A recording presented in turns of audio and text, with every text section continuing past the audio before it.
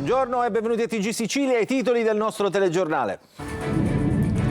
Sgominata un'organizzazione di trafficanti di droga radicata ad Aci Catena e ad Acireale legata al clan Santa Paola Ercolano. 12 arresti nelle immagini dei carabinieri, ripreso anche l'inchino al boss. Una docente e 2 collaboratori scolastici aggrediti in una scuola a Palermo. Un genitore voleva vendicare il figlio rimproverato dalla maestra. Morti di fame e di sete, con ustioni in tutto il corpo. Sul molo di Porto Empedocle, nell'Agrigentino, anche le salme di 2 piccoli migranti, ennesime vittime delle traversate del mare. In fuga dal sud, negli ultimi 20 anni sono scappati dalla Sicilia oltre 500.000 giovani, soprattutto laureati. Infiltrazioni di acqua e crepe mettono a rischio gli archi della Marina, che già cadono a pezzi anche sotto gli occhi di turisti che transitano dal porto di Catania. Oggi è la giornata mondiale delle api, custodi della biodiversità. Senza di loro il 70% delle culture svanirebbe. I consigli dell'esperto per salvaguardare questo straordinario ecosistema. Calcio, le siciliane lavorano al futuro, il Palermo punta alla riconferma del direttore sportivo Carlo Osti, il Catania attende l'incontro tra Toscano e la dirigenza. Basket, Trapani vince anche gara 2 dei playoff scudetto, battuta Reggio Emilia, giovedì sera potrebbe chiudere il conto e accedere alle semifinali.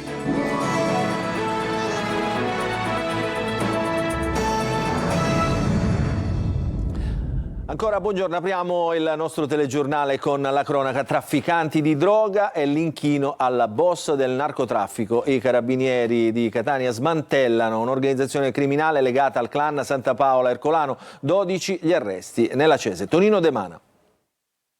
Un sodalizio criminale radicato tra Aci Catena ed Acireale legato alla famiglia mafiosa Santa Paola Ercolano, attivo nel traffico di cocaina, crack, è stato smantellato dai carabinieri nell'ambito dell'operazione Cubisia Connection. 14 gli indagati. Per 10 di loro è stato disposto il carcere, per 2 domiciliari e per gli altri l'obbligo di dimora. Il provvedimento è stato eseguito da oltre 200 carabinieri del comando provinciale di Catania con il supporto dei reparti specializzati dell'Arma. Gli indagati sono accusati a vario titolo di associazione armata finalizzata al traffico di stupefacenti, detenzione illegale di armi e munizioni, lesioni aggravate e ricettazione con l'aggravante del metodo mafioso. L'organizzazione si sarebbe avvalsa della forza intimidatrice derivante dall'appartenenza mafiosa per gestire le attività illecite tra Aci Catena, Acireale e Aci Sant'Antonio, territori sui quali riusciva ad esercitare il controllo sia con un'attività itinerante con consegne di droga a domicilio, sia organizzando vere e proprie piazze di spaccio dove sfrontati pusher esercitavano presso la villa comunale e la villetta ecologica di Aci Catena.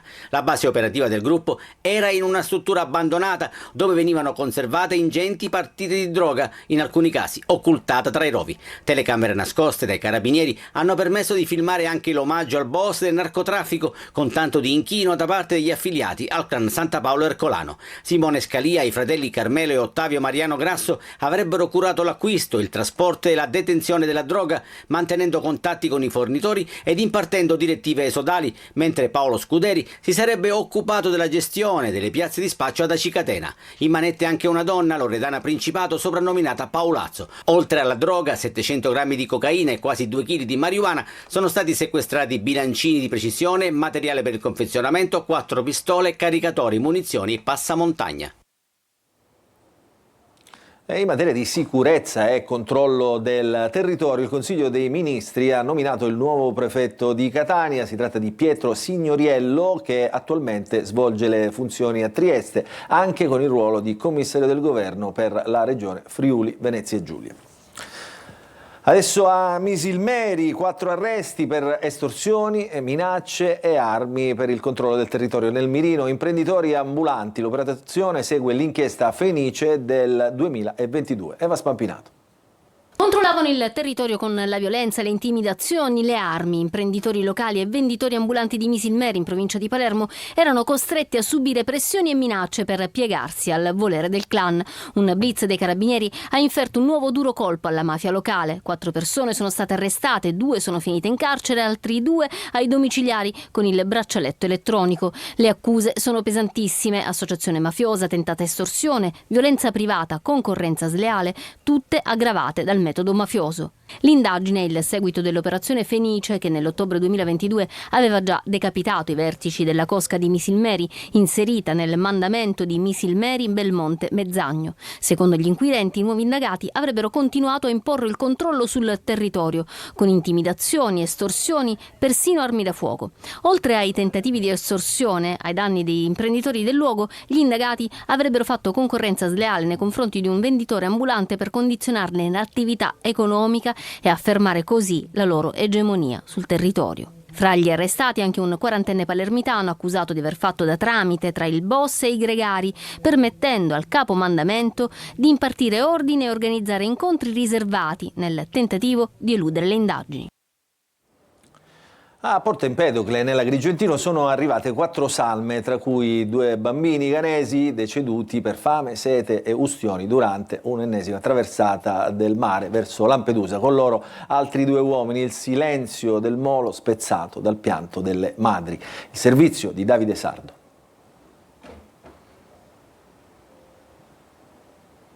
4 bare allineate sul molo di Porto Empedocle. 2 sono piccole, bianche. Racchiudono i corpi di 2 bambini originari del Ghana, morti durante la traversata verso Lampedusa. Non erano fratelli, ma condividono la stessa fine, uccisi da fame, sete e ustioni in un viaggio disperato. Le loro madri si stringono nel dolore, abbracciandosi davanti a quei piccoli feretri. Le grida spezzano il silenzio della banchina, rendendo tangibile una tragedia che si ripete. Accanto altre 2 bare, una appartiene ad un nigeriano 35enne stroncato da un malore in mare. Il fratello depone un fiore in un gesto semplice e struggente.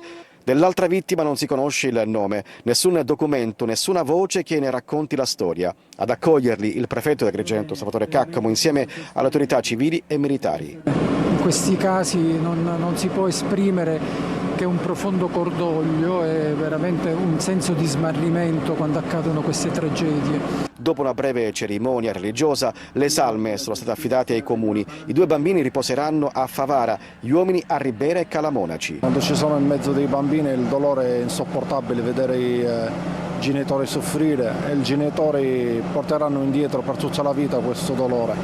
E la responsabilità di aver portato i loro figli e avere la colpa, il senso di colpa a portarli in mezzo al mare e morire. Sulle coste siciliane resta il dolore, muto, profondo, impossibile da ignorare. A Palermo una docente e 2 collaboratori scolastici sono stati aggrediti all'interno di una scuola da un genitore che voleva vendicare il figlio per un rimprovero di troppo. Il servizio di Manlio Viola. Un vero e proprio blitz in orario scolastico messo in scena dai genitori di un bambino che frequenta il plesso di Corso Calatafimi dell'Istituto Comprensivo Lombardo Radice di Palermo. Alla fine della scorsa settimana si sono presentati a scuola pretendendo di entrare in classe. Padre e madre del bambino volevano spiegazioni da una maestra rea di aver rimproverato aspramente il giorno precedente il loro figlio. All'ingresso i genitori sono stati bloccati dai bidelli, ne è nata una discussione animata condita da spintoni, durante la quale la madre del piccolo è riuscita a sgattaiolare dentro, mentre gli operatori ATA trattenevano il padre. Nel corridoio della scuola la donna veniva però fermata da un'altra maestra, anche lei strattonata e spintonata. Solo l'intervento, anche in questo caso degli operatori ATA, ha impedito che la donna cadesse per le scale. Alla fine il personale della scuola ha riportato lesioni giudicate guaribili in 6 giorni in base al referto ospedaliero. Tutto inizia quando il bambino, giocando in maniera pericolosa con un cancello, fa cadere un compagno di scuola. Da qui il rimprovero della maestra, rispetto al quale i genitori, informati dell'accaduto, volevano conto e ragione. Il personale della scuola ha inviato una lettera aperta dopo questa vicenda rivolta al ministro dell'istruzione, all'ufficio scolastico provinciale e al sindaco di Palermo. Lavorare a scuola non è mai stato così pericoloso a causa dell'escalation di aggressioni e offese agli insegnanti e al personale ATA, dice Vito Cassata, segretario generale CISL Scuola Palermo Trapani. Per la segretaria generale CISL Palermo Trapani, Federica Badami, la società in cui viviamo ha una grande responsabilità e fatti di questo tipo fanno comprendere perché fra gli adolescenti il fenomeno del branco e della violenza stia sempre più dilagando. Ed è quella in atto, una vera e propria fuga dalla Sicilia. Pensate, negli ultimi 20 anni se ne sono andati oltre 500.000 giovani, soprattutto laureati, per motivi appunto di studio o lavoro e opportunità. Il servizio di Marco Gullà. I giovani devono restare nella nostra terra, quindi le istituzioni hanno fatto, ma devono fare molto di più a che questo si realizza. L'impegno a trattenere giovani e residenti non manca, ma la realtà è purtroppo un'altra. Ogni anno la Sicilia perde abitanti. Negli ultimi 20 anni oltre 500.000 persone, soprattutto laureati tra i 18 e i 35 anni, hanno lasciato l'isola, chi per studio o chi per lavoro. Collegandoci sulla piattaforma SISL, che è la piattaforma che dovrebbe controllare le offerte di lavoro, queste sono soltanto 50 per tutti i siciliani che cercano lavoro, e sono veramente pochissime. Giovani che lasciano la Sicilia e crescono all'estero, come questo palermitano che vive in Australia da anni. La scelta che ho fatto è stata molto importante, impegnativa devo dire, però alla fine ha pagato, perché una volta che riesci a divenire cittadino poi hai molte più opportunità, molte più scelte. Diciamo che vale la pena fare i sacrifici nonostante la distanza. La scelta di emigrare viene sempre più anticipata. Circa un terzo degli studenti meridionali si iscrive in un'università del nord. Sicuramente c'è un'impossibilità a rimanere dettata dal fatto che qui poter vivere una vita dignitosa è un po' complicato. Poi c'è tutto il problema legato alla percezione che si ha del territorio e anche, in qualche modo a ciò che il territorio offre dal punto di vista dei servizi. Il dato che più stupisce è che anche negli ultimi 2 anni, in cui l'occupazione è leggermente cresciuta pure in Sicilia, l'emigrazione dei laureati non si è ridotta. In Sicilia è a rischio la costruzione della nuova ferrovia ad alta velocità fra Palermo e Catania. I lotti centrali non saranno ultimati in tempo e la cabina di regia pensa di spostare ad altre opere i fondi del PNRR. Il servizio. La siccità in Sicilia mette a rischio anche i fondi del PNRR e le grandi infrastrutture. Sembra un controsenso, ma è la verità. A causa della carenza d'acqua, infatti, sono in ritardo le opere di scavo per le fondamenta e per la realizzazione di 3 gallerie del nuovo tracciato ferroviario ad alta velocità fra Palermo e Catania. L'acqua infatti è necessaria in grandi quantità per le trivelle che operano a getto continuo. Senza acqua i lavori si fermano o con un getto d'acqua inferiore gli scavi rallentano. La conseguenza è che 2 lotti della ferrovia in costruzione fra Catania Nuova ed Enna non potranno essere ultimati entro giugno 2026, data ultima prevista per l'uso dei fondi del PNRR. Si tratta del lotto da Catania Nuova a Dittaino e di quello da Dittaino ad Enna. Le operazioni prevedono anche la realizzazione della nuova stazione di Catania Nuova e della stazione di Enna Nuova, oltre lo scavo di 3 gallerie per un totale di 8,5 km. Un lotto vale 588 milioni di euro, un secondo lotto, che potrà essere completato ma soltanto in parte, vale invece 612 milioni.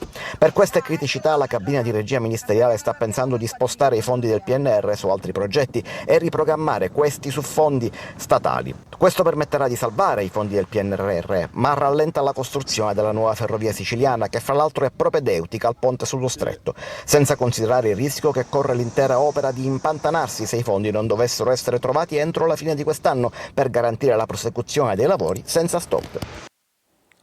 Ritardi nelle infrastrutture, ritardi anche nella sanità. Il caso dei referti di Trapani, quello del manager Ferdinando Croce, è stato un monologo di oltre 2 ore ieri davanti all'assessore alla salute Faraoni, proprio perché l'ex manager dell'ASP di Trapani si è difeso su quanto accaduto relativamente appunto ai ritardi nella refertazione degli esami istologici. Il servizio di Laura Spanò. Si è protratta per oltre 2 ore l'audizione dell'ex manager dell'ASP di Trapani Ferdinando Croce, sentito ieri dall'assessore regionale alla salute Daniela Faraoni, un'audizione nella quale Croce ha ribadito la sua non colpevolezza dopo lo scandalo che ha coinvolto l'ASP di Trapani legato ai ritardi nella refertazione di oltre 3.300 esami istologici. Oggi Croce sarà sentito dalla conferenza permanente per la programmazione sanitaria e sociosanitaria, domani poi la Commissione Sanità dell'ARS darà il proprio parere non vincolante sulla sua decadenza. Croce ha ribadito di aver agito tempestivamente appena saputo dell'emergenza, mettendo in campo convenzioni e bandi per assumere personale. In una di queste occasioni ha detto anche di aver rifiutato la candidatura di Domenico Messina, ex direttore dell'anatomia patologica, andato in pensione a novembre 2024 e poi partecipante come esterno ad un bando ASP. Croce lo riteneva probabilmente già allora uno dei principali responsabili dei ritardi. E a proposito di sanità, dal 10 giugno a Librino sarà attivo un punto ASP dove si potranno prenotare le prestazioni sanitarie, si potrà cambiare il medico, si potrà persino organizzare dei colloqui fino agli screening di salute mentale e anche veterinaria. Un progetto nato in collaborazione con l'Istituto Autonomo Case Popolari. Servizio di Roberta Lunghi. Raggiungiamo un obiettivo importante, che è questo della realizzazione di questa collaborazione con l'ASP e gli ACP che vede la luce. Un cartello dell'ASP 3 di Catania, ma non ci troviamo nelle sedi istituzionali cittadine, bensì al primo piano di un palazzo di Librino. Via Biagio Pecorino 5 diventa un riferimento per i cittadini di Librino grazie a un accordo raggiunto tra ASP e Istituto Autonomo Case Popolari di Catania. Tra queste due realtà in comune c'è la persona, il cittadino, e sotto quest'egida parte l'attività di questo spazio recuperato e che rappresenta il primo risultato concreto del progetto Quartieri in Salute. Segnale fortissimo per quanto riguarda un processo di inclusione sociale, perché non possiamo realizzare soltanto delle mura, dobbiamo creare ponti, per cui è bene che i cittadini di questo territorio acquistino consapevolezza rispetto al fatto che sono anch'essi cittadini di serie A. Ma cosa si offrirà praticamente al cittadino? Dalle prenotazioni delle prestazioni ambulatoriali o chirurgiche, dalla scelta e revoca del medico, dall'esenzione ticket. Stiamo cercando di ragionare anche di attività concreta su tutto lo screening, sulla vaccinazione, una serie di attività che è fondamentale fare arrivare a questa popolazione, perché altrimenti conoscono solo il pronto soccorso. L'entusiasmo della gente è palpabile. Io sono contento perché questa non ci vanno per fare delle richieste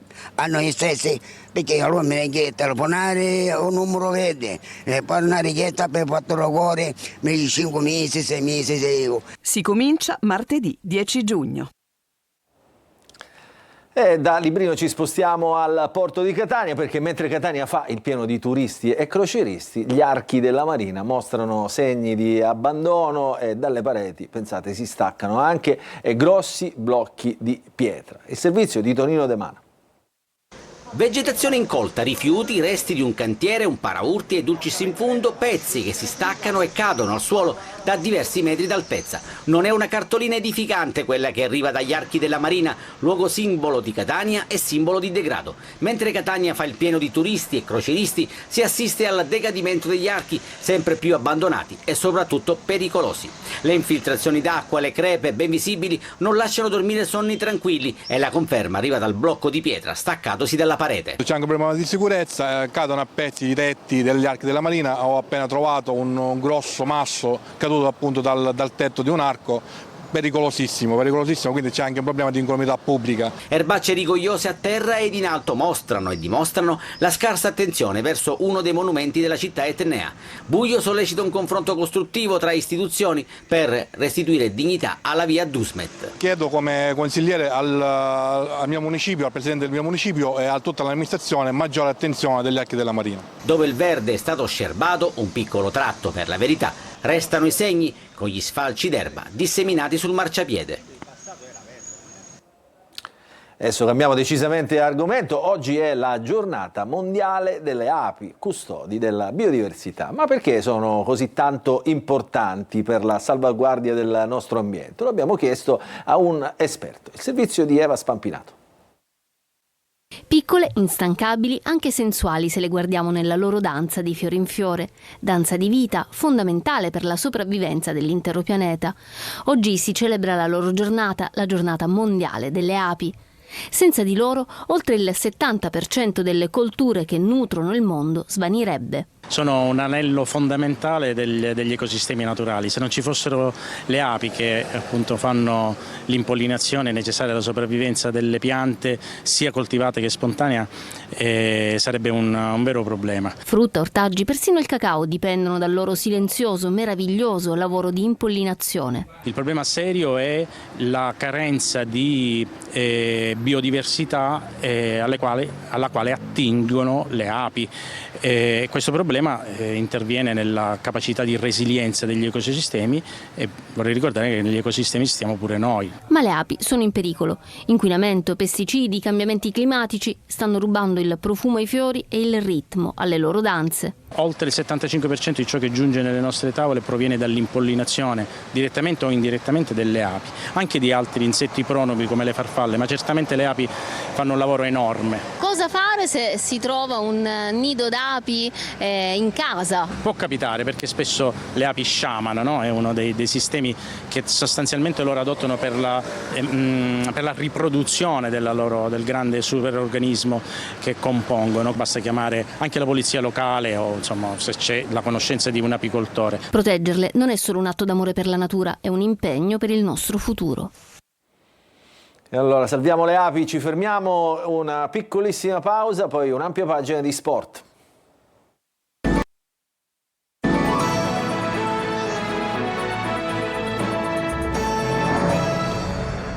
Nella seconda parte del nostro telegiornale apriamo la pagina dello sport, cominciamo con il calcio, cominciamo con la Serie B. In casa Palermo, dopo l'eliminazione dai playoff, è già tempo di pensare al futuro. Il direttore sportivo Carlo Osti potrebbe essere riconfermato, quasi certo l'addio del tecnico Dionisi. Servizio di Marco Gullà. Se il Palermo continua ad allenarsi, nonostante la stagione ormai sia finita, la società è al lavoro per iniziare a porre le basi per il futuro. I vertici del club rosanero stanno pensando seriamente alla conferma del direttore sportivo Carlo Osti, arrivato a gennaio dopo l'esonero di Morgan De Santis. Osti vanta un ottimo lavoro svolto durante il mercato di gennaio. Il DS ha portato a Palermo Audero, Magnani e poi Ampalo, affari sicuramente non facili in un mercato complicato come quello di riparazione. A quel punto il DS avrebbe la possibilità di scegliere il tecnico, sempre confrontandosi con i vertici di Manchester. Sembra assolutamente improbabile una conferma di Alessio Dionisi alla guida della panchina rosanero. Fra i tecnici contattati per un primo giro di sondaggi c'è Pippo Inzaghi, fresco della promozione in Serie A con il Pisa. Il tecnico non chiuderebbe la porta a priori al Palermo, ma vorrebbe giocarsi le sue carte nel massimo campionato. E poi Alberto Gilardino, nome che piace anche alla dirigenza del City. È già stato invece confermato l'amministratore delegato Giovanni Gardini. Adesso parliamo delle altre squadre professionistiche siciliane che parteciperanno al campionato di Serie C, Catania, Trapani e Siracusa, mentre in casa Messina si attende l'udienza sull'istanza di liquidazione. Il servizio di Marco Carli. Terzo anno in C per provare la scalata. In casa Catania settimana importante sulla base anche dell'incontro fissato fra Toscana e la dirigenza. L'obiettivo è quello di non stravolgere l'assetto dell'ultimo anno, ma andare ad aggiungere tasselli importanti nell'11 titolare. Un braccetto sinistro della difesa a 3, un esterno, un mediano che riesca anche a proporsi con qualità in zona gol, un trequartista e un attaccante con la volontà di definire un organico pronto per il ritiro umbro. Intanto la squadra oggi ha ripreso gli allenamenti. Il Trapani svolgerà il suo precampionato a Troina e anche i Granata, che a fine stagione hanno riconfermato Ronica alla guida, hanno a che fare con una rosa ampia. Il club nei giorni scorsi ha comunicato di essere anch'esso vittima della medesima società che avrebbe compensato illecitamente i crediti d'imposta del Brescia. Certo di aver agito nel rispetto delle regole, il Trapani ha sporto denuncia alle autorità competenti. Il prossimo anno in C ci sarà il Siracusa, che intanto sogna la finale scudetto dilettanti dopo aver conquistato la semifinale, che lo vedrà opposto all'Ospitaletto. Gara d'andata domenica prossima, 25 maggio, allo Stadio De Simone. Terminata la post-season si entrerà nel vivo per affrontare il ritorno fra i professionisti. Si partirà dal tecnico Marco Turati, che il presidente Ricci ha blindato con un contratto triennale. Andrà individuato invece il nuovo direttore sportivo. In casa del retrocesso Messina invece la data importante è quella del 10 giugno, quando è stata fissata l'udienza sull'istanza presentata dalla Procura per la liquidazione giudiziale, nuovo termine tecnico per definire il fallimento. Va capito se c'è qualcuno che potrà rilevare la società o se il sindaco dovrà fare richiesta di nuovo titolo sportivo, considerando anche la presenza del Messana, altra squadra cittadina neopromossa in eccellenza. Chiudiamo la pagina del calcio, apriamo quella del basket perché Trapani vince anche gara 2 nei quarti di finale dei playoff scudetto, battuta Reggio Emilia per 102-88. Il servizio di Franco Cammarasana.